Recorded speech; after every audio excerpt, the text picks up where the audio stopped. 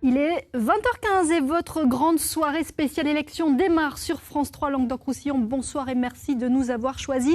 20h15, 21h15, 22h15, on va vous proposer 3 grands rendez-vous. Ce soir, on va vous accompagner pendant près de 3 heures pour vous faire vivre en direct ce deuxième tour des élections départementales. Tous les résultats, c'est celui des Pyrénées-Orientales où nous allons rejoindre Aude Chéron en direct du Conseil général des Pyrénées-Orientales. Aude, le département socialiste tient ce Conseil général depuis 18 ans maintenant. Il s'est retrouvé en délicatesse la semaine dernière. Il y avait une ambiance un petit peu tendue dimanche dernier sur place. Comment c'est ce soir ? Oui, bien, tout à l'heure, quand le Conseil général a ouvert ses portes à 19h30, l'ambiance était également tendue, le public était dans l'expectative. Mais je peux vous dire, depuis quelques minutes, voilà, vous l'entendez derrière moi, des applaudissements à l'annonce des résultats, la projection des résultats partiels, des résultats parfois définitifs, qui donnent la majorité départementale sortante extrêmement favorable dans ce département que l'on disait quasiment acquis à la droite. Alors, Hermeline Malherbe, la présidente sortante du Conseil général, est actuellement dans son bureau au premier étage. Elle analyse toutes les données des cantons avant de s'exprimer publiquement et des résultats qui semblent la donner également favorable dans son propre canton, le canton de Perpignan 6, où elle était en duel face au Front National, un Front National qui n'aurait pas réussi à décrocher non plus le canton du Vernet à Perpignan et le canton du Moulin à Vent. Et pour compléter, Aude, je vous propose maintenant de rejoindre Olivier Meyer, toujours en direct de Perpignan, pour d'autres résultats, Olivier. Oui, les premiers résultats viennent tout juste de nous parvenir. On votait, vous le savez, aujourd'hui dans 17 cantons. Premier résultat définitif dans le canton Perpignan 5, c'est celui du quartier Saint-Martin et de Canoës. Élue de justesse, la vice-présidente du Conseil général Toussaint Calabrese avec le maire de Canoës, Jean-Louis Chambon. Autre résultat dans les Pyrénées catalanes, c'est le canton de Prades. Le chef de file de l'UMP-UDI, Jean Castex, était élu haut la main avec 58%. Autre résultat définitif à Saint-Estèphe, c'est le canton du Ribéral. Est élue Nathalie Piquet en binôme avec Robert Villa avec 58% des voix face au conseiller économique de Marine Le Pen, Bruno Le Maire. Canton à présent de la vallée de l'Agly, c'est le canton de Rivesaltes. Est élu Lola Beuze-Charles Chivilo, donc le binôme de la majorité départementale à l'issue d'une triangulaire. Autre résultat définitif, canton du Val-Espire, Albert, le vice-président du Conseil général Robert Garabé, est réélu avec 57%, vous le voyez à l'image. Enfin, un dernier résultat très intéressant, c'est celui du canton du Canigou où se présentait la secrétaire d'État aux personnes handicapées et à la lutte contre l'exclusion, Ségolène Neuville. Elle est élue avec 51% des voix à l'issue d'une triangulaire. 2-3 petites informations avant de vous rendre l'antenne. La tendance, effectivement, Aude le disait à l'instant, serait que le département resterait à gauche. À confirmer, prudence donc pour l'instant, mais il semble qu'il resterait à gauche. Déception ce soir dans le camp du Front National. Les espoirs de remporter un canton sembleraient s'envoler. On grimace ce soir au QG du Front National à Perpignan. Enfin, à Prades ce soir, on grimace également du côté de l'UMP de Jean Castex parce qu'on sent que le département, visiblement, est en train de leur échapper. Merci Olivier. À tout à l'heure. Premier commentaire, Emmanuel, sur la situation dans les Pyrénées-Orientales. Oui, et plus largement, si vous voulez, sur la question du Front National. On avait plusieurs hypothèses, plusieurs confrontations, des triangulaires et des duels. Ça éclaire aussi la question de la notion de Front républicain. Quand le Front National est en triangulaire, ce soir, il ne progresse pas d'un tour à l'autre. Autrement dit, quand l'électorat de l'UMP, de l'UDI reste en course, il capte ses voix. Et l'électorat de droite ne va pas considérer le Front National comme une possibilité de vote de second tour. Quand il y a duel, par contre, le Front National fait des progrès qui vont entre 10 et 12%, 12 points supplémentaires. Autrement dit, il devient une hypothèse pour l'électorat de droite quand cet électorat n'a plus de représentants. Et là, quel que soit le territoire. Cependant, dans les duels, le Front National ne parvient pas à 50% des voix, sauf des cas relativement rares. Le plafond de verre, on pourrait dire, en sens satisfaisant, ne s'est pas envolé. Mais néanmoins, ces progressions sont tout à fait remarquables, premièrement. Et deuxièmement, quand le Front National parvient à être élu, Ça n'est pas n'importe quel Front National. C'est, on le voit là ce soir pour l'instant sur 4 cas, Vauvert et les 3 cantons biterrois, dans des endroits où il a à la fois un enracinement électoral de très longue date et une logique de fief politique en place. Robert Ménard à Béziers, c'est tout à fait limpide sur les premiers tours. L'électorat populaire, y compris dans le quartier de la Devèze, a voté Ménard comme il votait auparavant Elie Abou ou Raymond Coudert. Autrement dit, il y a une soudure qui s'opère ici entre l'électorat de droite et l'électorat d'extrême droite. Jean-Pierre Grand, est-ce que... Oui, juste une petite réaction, je viendrai vers vous après, Marie-Christine Aubert. Jean-Pierre Grand, est-ce que le Front National peut dire merci au nini de Nicolas Sarkozy? Non, le Front National peut dire merci, par exemple à Béziers, à M. Duplat, qui a permis à M. Ménard d'être élu il y a maintenant, pour les élections municipales. Le Front National, c'est quoi? C'est à la politique ce que le rebouteux est à la médecine. Quand le peuple a l'impression qu'on ne peut plus rien pour lui, que la classe politique traditionnelle n'apporte pas des solutions à ses problèmes, eh bien elle va vers le rebouteux, que le Front National. C'est comme si demain vous êtes condamné à mort, parce que la médecine ne peut plus rien pour vous. Si on vous dit un rebouteux de l'autre côté de la rue, ben vous allez y aller. Et ça, mais ça veut dire peut-être que vous n'avez pas bien fait le boulot alors du côté de la droite ou de la gauche? Certainement, parce qu'aujourd'hui, effectivement, il va falloir avoir un vrai discours politique. Il va falloir arrêter de parler au nom des partis politiques. Il faut parler au nom des Français. Il faut parler de leurs problèmes. Les gens sont désespérés, les gens sont en colère. Et moi, cette colère, je la prends en compte. Vous savez, demain, il va y avoir des majorités bancales. Eh bien, moi, je vous le dis, ce soir, ici, il faudra peut-être réfléchir à des majorités de gestion et non plus à des majorités politiciennes. Il va peut-être falloir aussi réfléchir à ce qui va se passer demain dans la région, où c'est vrai, le Front National est dangereux, mais là aussi, il peut y avoir des majorités bancales. Il va falloir prendre des décisions fortes, il va falloir que les gens aient une vraie lecture de ce que nous sommes et de ce que nous voulons apporter. Moi, ce qui m'a beaucoup marqué dans la propagande, c'est la propagande du Front National, c'est que de Dunkerque à Bastia, ils parlent, c'est le même tract. Le local, ils s'en foutent. Voilà. Donc ça veut dire quoi? Ça veut dire... Christine Aubert, vous n'avez pas fait de campagne locale? Vous avez repris le même tract? Pas du tout. Ah, j'ai fait un tract personnalisé. Oui, vous mettez le nom de la ville. Ils mettent le nom de la ville où ils sont candidats. Mais je m'élève contre ce genre d'affirmation qui est complètement fausse. Tout le monde le sait. Hein. Et d'une manière générale, je m'élève contre la manière dont vous avez de parler du Front National. Que ce soit d'ailleurs un politologue ou un opposant, un adversaire, il y a d'autres manières de présenter le Front National. Il faut arrêter avec ces insultes éculées. Nous sommes un vrai parti avec un vrai programme. Et si nous progressons, c'est parce que les Français s'en rendent compte. Mais il y a un barrage très important qui vient des mensonges que vous avez accumulés et que vous répétez sans cesse sur le Front National. C'est pour ça que les Français ont peur. Les Français ont peur parce que vous présentez le Front National comme un parti, un monstre. Non, du populisme, non. Nous sommes un vrai parti avec des vraies valeurs. Et puisque je m'adresse aux politologues, tout à l'heure vous parliez des duels. En fait, vous voyez que maintenant, au niveau des duels, nous avons considérablement progressé parce que nous sommes au même niveau que notre opposant dans le duel. Non, vous n'êtes pas tout à fait au même niveau. Non, mais regardez les chiffres. Madame Aubert, est-ce que vous pouvez me préciser quelle insulte j'ai proférée à votre égard? Je voulais juste terminer ma phrase pour que vous compreniez l'idée que je vais exprimer. Au même niveau, ça veut dire que ça se joue à très peu. Regardez les résultats.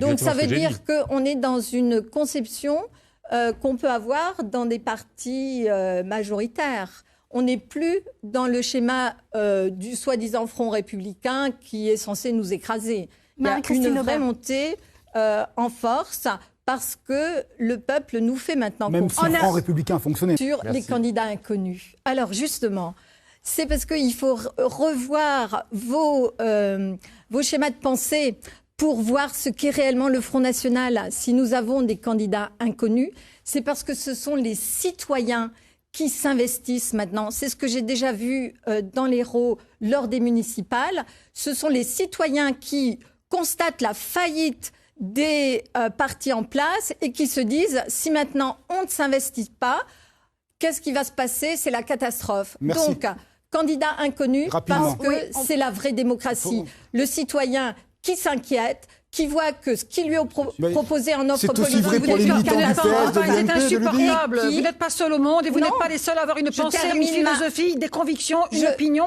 et des... Laissez-moi finir ma mais non, mais phrase. madame, vous n'arrez pas de parler, on ne peut pas en placer une. C'est parce C'est qu'il faut ça, la changer vos démocratie chez schémas vous de pensée. Vous pensez faux. Vous avez des Madame Aubert, catégories merci. éculées. On va On faire va obliger de répondre- faire l'effort Madame Le Dain Qu'allez-vous n'a pas faire parlé. demain? Merci. Que feriez-vous demain? On n'a aucune Quand idée les de ce que vous citoyens feriez. s'investissent, cela vous fait peur. un peu facile, Nous pas ne du sommes tout. pas des professionnels Pas du de tout. la politique. Moi, On va le voir, Olivier Meyer, je crois que vous avez une confirmation concernant le Conseil général des Pyrénées-Orientales. Oui, je suis en mesure de vous annoncer officiellement que le département des Pyrénées-Orientales reste à gauche ce soir. C'est la majorité départementale qui reste aux commandes. Elle l'emporte ce soir 11 cantons à 6. Aucun canton pour le Front National. Les triangulaires ont été favorables à la gauche quasiment partout. Voilà ce que je pouvais vous dire. Nous allons à Perpignan retrouver Aude Chéron qui est en direct du Conseil général des Pyrénées-Orientales, Conseil général qui reste à gauche. Vous êtes en compagnie d'Hermeline Malherbe, sa présidente, qui a été également réélue. Oui, Hermeline Malherbe qui vient d'être acclamée ici au Conseil général des Pyrénées-Orientales. Voilà, elle est saluée, félicitée, encouragée. Hermeline Malherbe. Madame Malherbe, vous venez de remporter 11 cantons ici, dans les Pyrénées-Orientales, alors qu'on disait que ce département pouvait basculer à droite. Vous vous attendiez à un résultat aussi net ce soir ? Alors on savait que le département ne basculerait pas à droite parce qu'on savait quel travail on avait réalisé, mais c'est vrai qu'on ne s'attendait pas forcément à ce qu'on ait 11 cantons. Et ça, c'est une belle victoire. Vous vous êtes retrouvé dans 7 triangulaires. Est-ce que ça a pu vous favoriser ? Est-ce que la présence du Front National finalement a pu favoriser cette élection pour vous ? Écoutez, c'est pas ce qui nous apporte aujourd'hui. On a travaillé en proximité pour tous les habitants et les habitantes de notre département. La campagne de second tour, on l'a fait sur le terrain, en proximité, en solidarité avec tous ces habitants. Après, le reste, l'important aujourd'hui, c'est que à la fois on ait gagné et gagné largement notre département des Pyrénées-Orientales. Les habitants ont dit oui au département. Ils ont dit non à tous ceux qui ne voulaient plus de tout ce que l'on avait construit ensemble. Et finalement, c'est ça le plus important. Et je dirais que pour faire une petite anecdote, je dédie cette victoire aussi à mon petit garçon qui a 11 ans aujourd'hui et qui m'a dit « Maman, je serais content que si toi tu gagnes pour mon anniversaire ».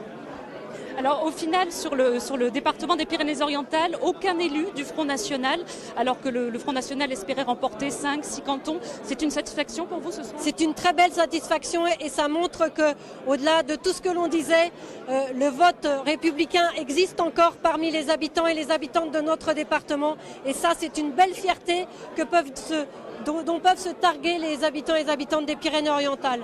C'est une vraiment très belle victoire de ce point de vue-là. 0 canton au Front National. Ça veut dire que les électeurs n'ont pas suivi les consignes de l'UMP, le Nini, notamment sur votre canton ? Écoutez, là encore, c'était que des consignes. Moi, ce qui m'importe une fois de plus, c'est les habitants et les habitantes, les électeurs qui, finalement, ont dit oui au département des Pyrénées-Orientales. On a dit la gauche départementale, on a dit qu'elle pouvait être assez affaiblie par la disparition, le décès de Christian Bourquin. Vous montrez que non ce soir ? Voilà, on a fait la preuve que c'est un homme qui était suffisamment grand pour nous apprendre à continuer à gagner, même sans lui. Et aujourd'hui, on en a fait la preuve. Et cette belle victoire, c'est aussi grâce à lui, mais pour les habitants et les habitantes Pyrénées-Orientales. Merci beaucoup à toutes les deux. Voilà, on va rester. Se prend arriver maintenant de remporter. On va rester à Perpignan où Olivier Meyer, je crois, a encore des petites choses à nous dire sur ses résultats dans ce département. Oui, justement, pour compléter ce qui a été dit, ce qu'on peut dire aussi, c'est que le redécoupage calculé par Christian Bourquin était favorable à la gauche ce soir. Les triangulaires ont profité à la majorité sortante, avec souvent le FN devant l'UMP qui doit se contenter de la 3e place. C'est le cas, par exemple, pour Daniel Mac, l'ancien député des Aspres. Le département des PO, on le disait, donc reste à gauche avec un résultat définitif. Celui des Aspres, c'est le canton des communes de Thuir, Poyestre, le maire de Thuir, René Olive, associé à Edith Punier, a été donc élu. C'était une triangulaire favorable à la gauche. René Olive qui est conseiller général depuis 32 ans. Et c'est une claque pour le maire de Poyestre, Daniel Mac, associé à l'ancienne députée européenne Marie-Thérèse Sanchez-Schmidt. Autre résultat, celui de la Côte Sableuse, qui comprend la commune de Saint-Cyprien, est élu le binôme Armande Barrère-Thierry Delpozo. C'était un canton imperdable pour la droite. Résultat dans le canton Perpignan 1, celui du Vernet, est élu le binôme Annabelle Brunet-Richard Pulibelli. Annabelle Brunet, vice-présidente de l'Aglo. Il faut savoir qu'en 2011, Louis Alliot avait réalisé une percée historique dans ce canton avant d'être balayé au second tour par un front républicain. C'est sans doute ce qui s'est passé aussi aujourd'hui. Résultat dans le canton Perpignan 2, Las Cobas, est élu le binôme Joël Anglade-Jean Sol. La balle était dans le camp des électeurs de gauche qui pouvaient jouer les arbitres et donc ils ont permis apparemment à la droite de conserver ce canton. Résultat définitif à Perpignan 3, Cabestany, est élu le binôme Françoise Fitter-Jean Villa, le maire de Cabestany, vice-président du Conseil général face à l'attaché parlementaire de Louis Alliot, Alexandre Bolo.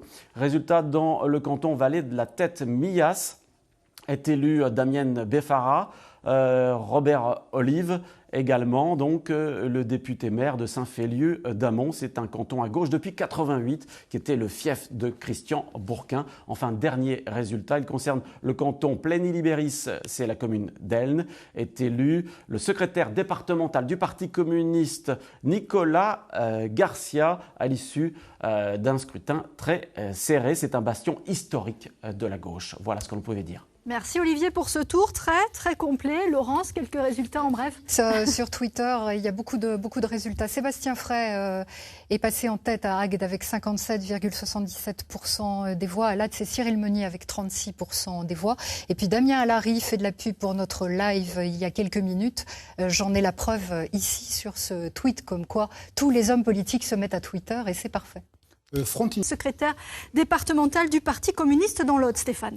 Oui, bonsoir. Est-ce que vous n'avez pas des regrets que lorsque vous voyez les résultats de vos camarades du Parti communiste dans les Pyrénées-Orientales, ils ont signé un accord avec les socialistes et ce soir, ils rentrent à nouveau au Conseil général? Et vous, non? Alors, je crois que la présentation, je ne suis plus secrétaire départemental du Parti communiste. Je viens au titre du PC et du Front de gauche, mais pas seulement. Aussi d'Europe Écologie Les Verts, avec lesquels nous avons fait une union auprès d'autres forces progressistes, comme ACC11 et La Nouvelle Donne. Je crois que c'est intéressant. Bon, certes, le mode de scrutin ne favorise pas, dans ce type d'échéance électorale, l'émergence de la pluralité.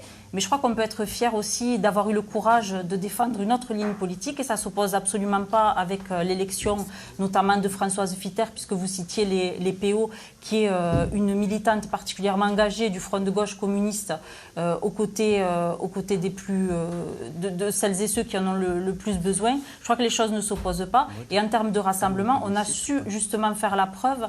Je crois qu'on a été la force de gauche sur toute la région Languedoc-Roussillon à rassembler le plus de mouvements. Et au-delà, des citoyens issus des quartiers populaires qui avaient jusque-là tourné le dos à la politique et qui ont accepté d'être tête de liste dans nos listes Aude.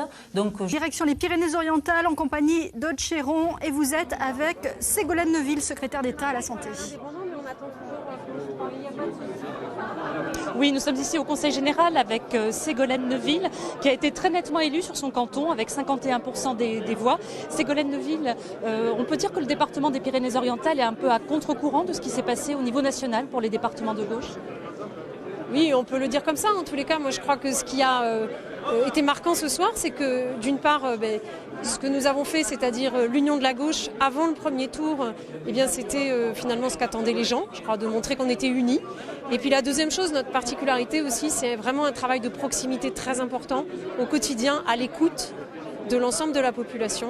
Et moi, je veux remercier l'ensemble des habitants et des habitantes des Pyrénées-Orientales qui, finalement, ont dit oui à ce travail et vont nous permettre de continuer.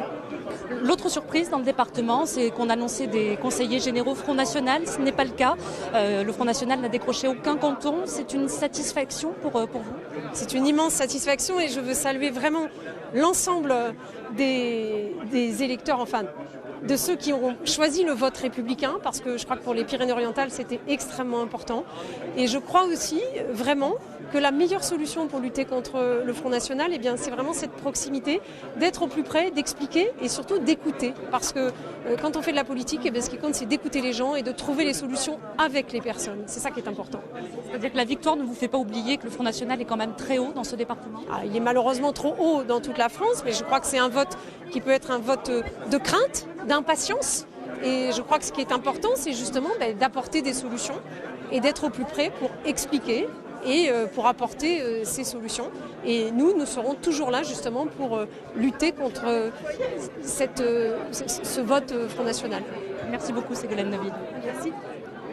Oui, Aude-Chéron, un Front National qui bouscule décidément beaucoup ces élections dans les Pyrénées-Orientales. C'est exactement ce que dit aussi Jean Castex, le maire de Prades, qui a été élu, lui, sur son canton à 58% des voix. Il s'exprime pour l'UMP, on l'écoute.